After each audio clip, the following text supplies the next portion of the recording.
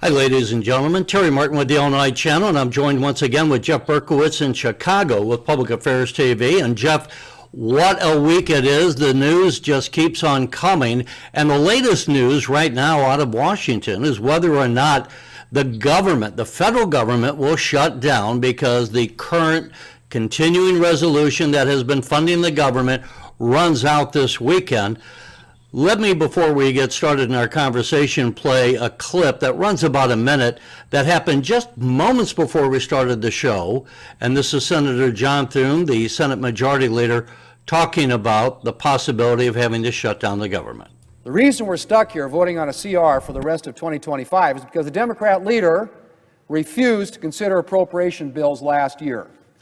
Senators Murray and Collins, then chair and vice chair of the Appropriations Committee, did a lot of work to deliver the fiscal year 2025 appropriation bills. In fact, they had moved 11 of the 12 bills out of the Appropriations Committee by the end of August last year, or I should say the end of July last year. And 6 of those bills, 6 of the 11 that the Appropriations Committee passed by the end of July last year, passed unanimously coming out of the committee. And then what happened? Well, then the Democrat leader just sat on them. In his remaining 5 months as majority leader, he didn't bring a single fiscal year 2025 appropriations bill to the floor. So, Jeff, how many times have we heard that the Republicans get blamed by the media and apparently most of the people for shutting down the government? Right now, you just heard Senator Thune say that that was because Chuck Schumer never brought those funding bills to the Senate floor so they could be voted on.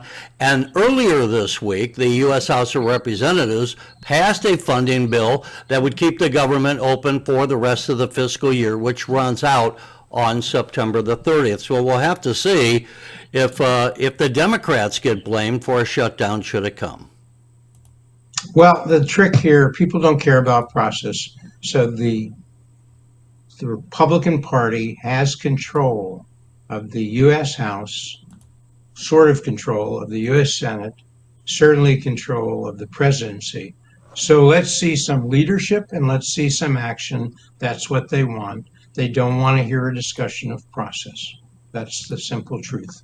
So get on with it. Start doing things, showing things. Action. It's like doing a movie. Action. Well, what about the politics of it, though? It's not just a process. The people, we often hear, what about the fact that Schumer has held this up, even though his own fellow Democrat, who was the chairman of the Senate Appropriations Committee, passed 11 of 12 bills. There's 12 bills that make up the federal budget. It's worth making the point. Go ahead. It's worth making the point. Take out an ad. Go over the heads of these guys, these Democrats who aren't doing anything, and say, we're speaking right to the public. Here's what we've done. Here's where we would have been if they'd acted. They didn't. So now we're trying to move ahead. We'll try to move with the Democrats. If they won't, we'll do it because we're a governing party. That's the message they want to communicate. We are the governing party. We will give you the government you deserve. We will make it lean, efficient, and responsive. That's what DOGE is about, okay? Just hit the main points. Look, this ain't hard. This ain't rocket science. Hit the main points, get on, and keep the economy good. It's the economy stupid. Keep it simple. Keep it simple. One thing I want to bring up, and then we're going to move off of this topic to the next one. But for years, they have been governing in Washington and funding the government through these continuing resolutions so that when the senators did their job, as they did, as Senator Thune mentioned, in the Appropriations Committee, you know what's in the funding bill. But when you put out a massive CR, you don't know what's in that. And that's one of the reasons why someone like Elon Musk, when he got his team going through what we're spending money on, we're finding all these crazy items in the spending bills that are going out because the Congress has not been doing its job and passing budgets. So we'll have to see. By the time this show is aired in Chicago, because we taped this on Thursday the 13th, the viewers will know whether or not the government is in a shutdown or not. But we wanted to bring that to your attention as far as what the politics of this were. But We remind people we're in the modern era, so God willing, this will go up Thursday or certainly Friday online, so people can watch it online. So they may not know, because they may not know till Saturday whether there's a shutdown. So we are with it, Terry. We are online. We're not relying on the cable to trot out the stuff. well, we show it around the state on the Illinois Channel on cable, but you have a YouTube channel, and I have a YouTube channel, and that's youtube.com/Illinois Channel TVs, and yours is youtube.com Public Affairs TV. So youtube.com/Public Affairs TV. So folks, when you see clips of Terry Martin here, you want to see him in the flesh, you want to see all of it, you go to youtube.com/Illinois Channel TV. And by the way, Jeff, you and I let's do this now. Folks, give us your comments on what you think on this topic and the others that we're about to get into, because we appreciate getting your comments. Now, Jeff, speaking of budgets, the governor recently gave his budget address and took credit for being, sounds like, a fiscal conservative, saying, he's putting out another balanced budget. Let's take a listen. I'm proud to say that this year's budget proposal is balanced and responsible. It represents some hard sacrifices and moderated spending. We're preserving the progress that we've made over the last 6 years, streamlining certain departments to do more with less, and delivering for our residents without raising their taxes. So, Jeff, that's the governor. He's put out another balanced budget, according to what he says. What do you think? Is it a balanced budget in your estimation?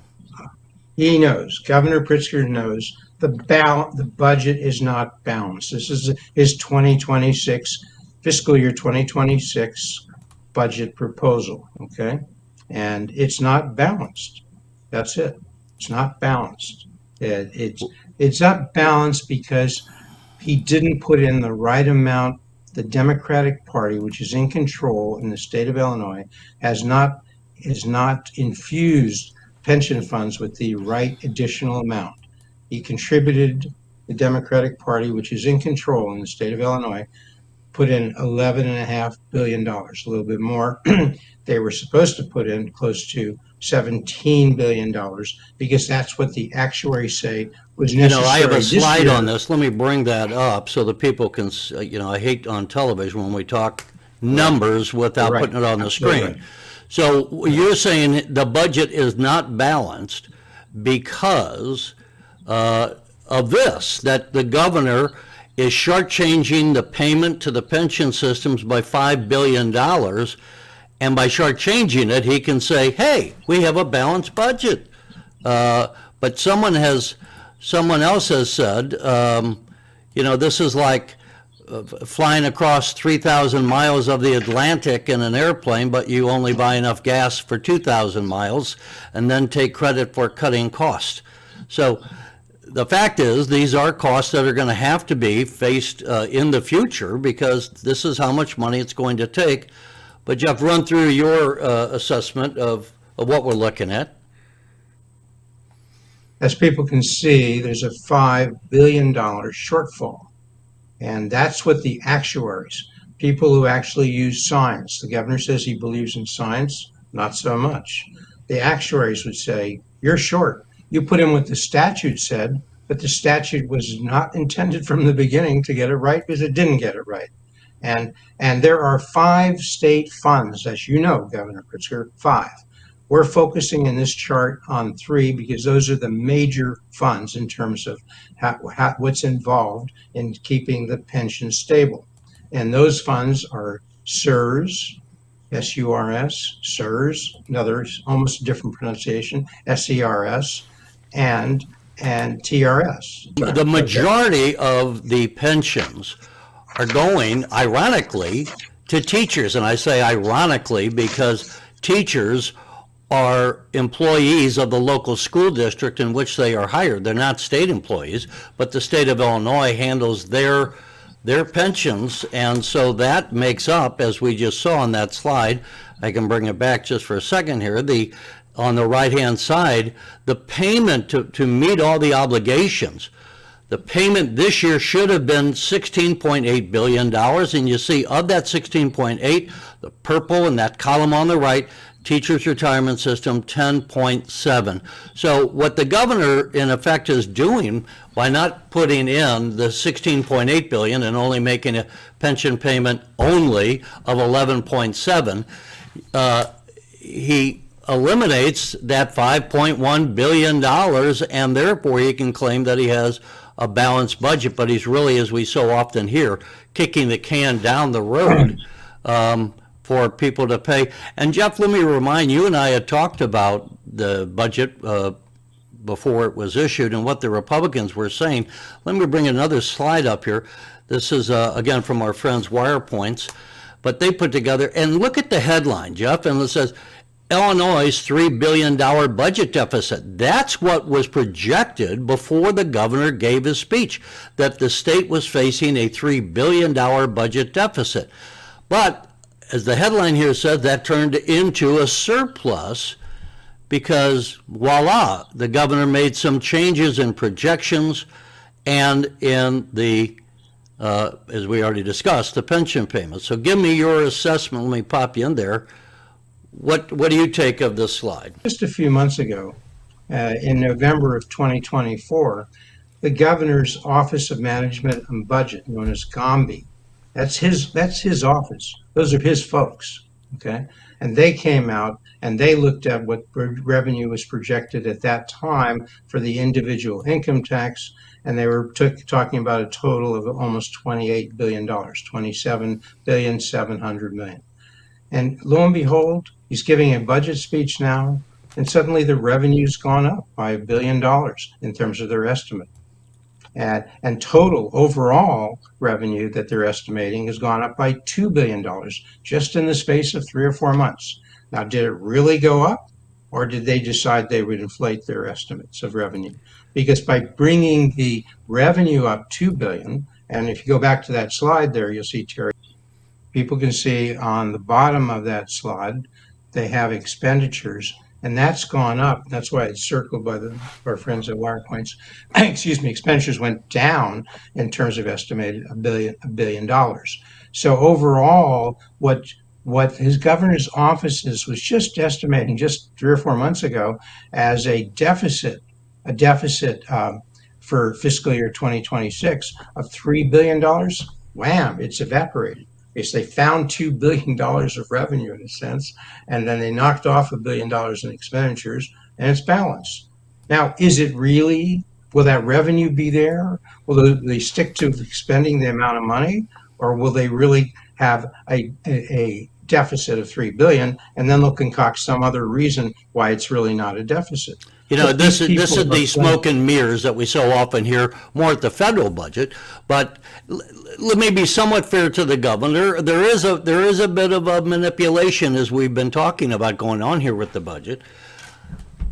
On the other hand, I would say budgets are projections, and when you project into the future, you're kind of guessing based upon the knowledge that you have from both history and what you expect of what's going on in the economy at the time. You're trying to project how much money you're going to collect from different sources, and sometimes revenues might exceed your projections, and other times they fall short. So it is a little bit, in putting together a budget projection, it is a little bit of throwing darts. It's not, I don't want to make it sound like they're purposely lying about some of these projections. They can play with them, and it appears they did, as we talked. But certainly on the budget, the actuaries, and people don't know, those are like specialized accountants that deal with the future cost and how much, and then crushing the numbers. How much money do we have to put in today to accommodate those expenses that are going to be coming up in 5, 10, 15, 20 years down the road? Okay, so let's recap. Let's recap, and we'll do it succinctly and then move on.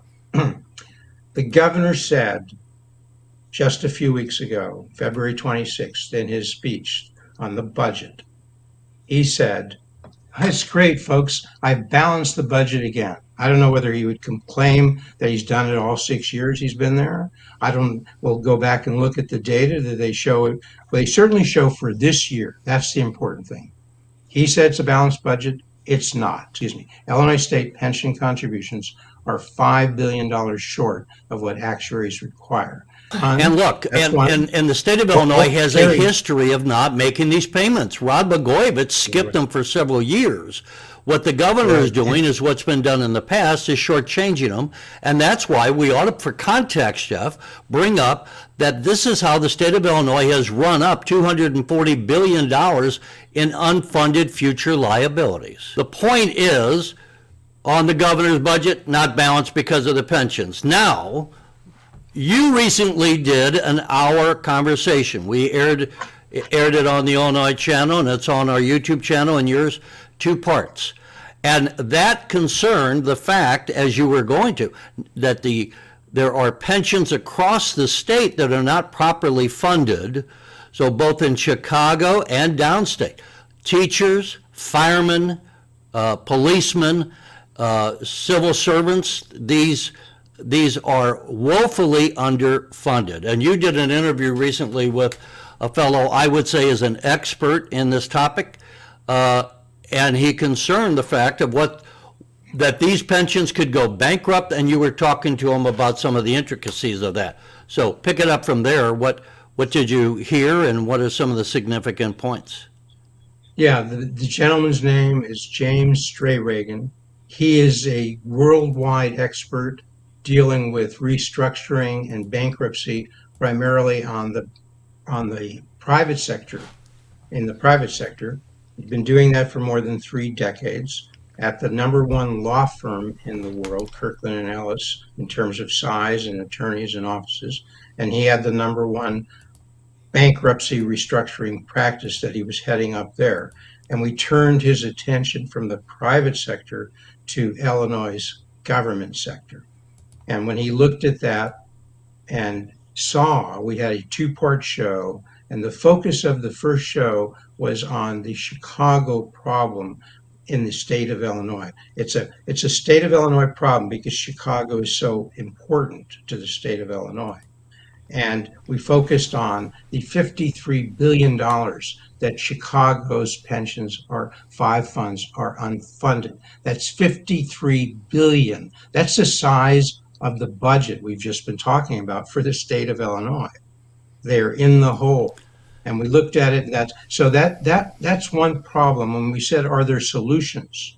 And there are solutions, because various cities. And what are the solutions? Let's get to them. The solutions are give the cities the power to file for bankruptcy. It's not a fun experience. It's not a plus, but it allows you to get a new start, and it allows you to, if you can't pay all your obligations, find out what you can pay and make those payments. Something is better than nothing. If you don't do anything, eventually you'll be in the position where Something you is can't better pay than anything. nothing is the nub of the point here. Right. Again, I don't want to get caught too much in the minutia and have people's eyes glaze over, but I would say other places have gone through this. Orange County, California went into bankruptcy because of pensions. Detroit went through this. They have people set up almost like marriage counseling, where you have the recipients of the pensions on one hand and those paying the bills on the other. So the city negotiates with those who are receiving the pensions, if it is a city like the city of Chicago, and they have to negotiate a deal. As an example, if someone's going to get $100,000 a year pension, maybe they say, hey, we got to bring those $100,000 a year pensions down to, let's say, $85,000 or $80,000. And the point of doing that for the person getting the pension is that if you don't manage this through bankruptcy, then you're just going to run out of money and you end up getting nothing. And that has happened in places as well. So just to round out this figure and conclude this topic, to round it out, the Illinois legislature has the ability to pass legislation that would enable the cities around the state, including Chicago, to file for bankruptcy. So that can be done, and he's saying that should be done. And that's number one. That's one tool you would give to solve the problem. Start let me solving that. let me insert here because it's key. That's very difficult, near impossible politically, because we have in the Illinois Constitution of 1970 that pensions cannot be diminished. And so to overcome that part of the Illinois Constitution, the state would have to pass a new amendment to the state constitution that would then say you can diminish pensions. And that's what your guest said would be what you would have to do before you could make those cuts. Well, and the point is that's the second tool you would be giving. The people involved here to solve the problem. Because one, if they have the power to file for bankruptcy, say the city of Chicago, well, you can gather the stakeholders around the table and say, we really don't want to file for bankruptcy if we don't have to. Let's make a deal. We can carry this out on our own. We don't have to go to the court. We don't have to put it in the hands of a judge. We can all decide. But folks, if the Illinois legislature were also to place on the ballot the amendment to the Constitution that you've just referred to, Terry, that would allow the state of Illinois to cut pension benefits. That would allow the city of Chicago to cut. You can just imagine the political fight that would be, and what the teachers' unions and the fire unions and the rest. I understand that. But the legislature could, at the behest, say, of the governor, put that on the ballot. It would go to a vote, and the people could decide. And you're right, there would be many people opposed to it, the teachers union and so forth, but there are many people who want to see the state of Illinois move on and start solving its fiscal problems, and they might vote for it. And by the way, the people like me, like other homeowners across the state, we're being priced out of our homes because the property taxes keep going up. And where are the majority of those property taxes going? To the school districts. So the school districts will be making their pension payments to the teachers. It's a convoluted sharing of the pension payments as far as the sources. But the fact is, it's not just the recipients of these pensions that are being impacted, it's also the homeowners seeking some relief because these property taxes are so high in the state of Illinois. Well, and just to point out that the teachers in general around the state are often looking at pensions, annual pensions, in the amount when they retire, $80,000 a year. University workers, which include the teachers and others at the colleges and universities, public around the state of Illinois, they're looking at pensions yearly at $70,000 or so. State workers, state employees are looking at pensions of $54,000. These numbers come from wire points. $54,000 a year plus Social Security. They get both. And at the other class, those are the government workers who some refer to as sort of the high class people in Illinois. They're treated very well. They have defined benefit pension systems. Almost nobody does in the private sector, getting these 70,000 or more pension payments. And then there are the people, Terry, who are the lower class. They work. They're you, they're me. They work for a living and they get pensions of what? They get Social Security. Well, and I was going to say, so you and I did a story, you and I did a series on these pensions. I don't know, how many years ago was that? 6 years ago? 8 years ago? And we were talking to the head of ASME then, and he goes, well, the average pension back then, he said the average pension is about $30,000. I don't think that's too much. But again, that was like 8 or 10 years ago. You know what the Social Security payment people are getting? Like $20,000. That's the point. We have two classes here. We have people who are regular people paying taxes, and they're paying taxes to give people currently now pensions of $70,000 to $80,000 a year. They're living on pensions when they retire, or like $20,000 to $25,000 a year. Does that make sense? Does that make sense? And so one other point we forgot that's important is that the governor has been out there talking about how terrible Donald Trump is and what he's doing is awful and so forth. Calling him at the end of his budget address a Nazi. Calling him a Nazi, saying Nazis came to power in a short amount of time and this could happen here in America. 5 or 6 minutes of his of his 35-minute speech was devoted to that, to the dangers of Nazis. And he's saying that Donald Trump is going to cut spending all over here. If they haven't done it yet, he will do it in the future. And yet, what is he doing? He should be very conservative in his estimates, conservative in the sense of being very careful. He, the And governor. yet he's taking estimate. Yes, and you said, well, maybe he's right. Maybe revenue estimates change, maybe expenditures, but he should be very conservative because he would think he's telling us these cuts are going to be more so.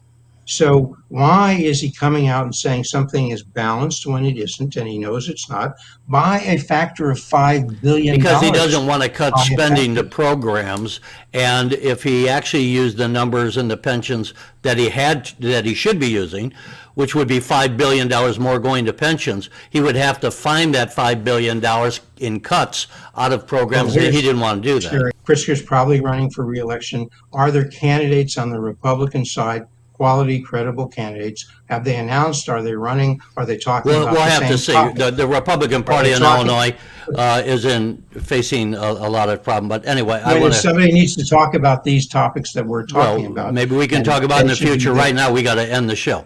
Jeff, thanks for joining us. Ladies and gentlemen, leave us your comments, what you think, and thanks as always for watching. We'll see you next time.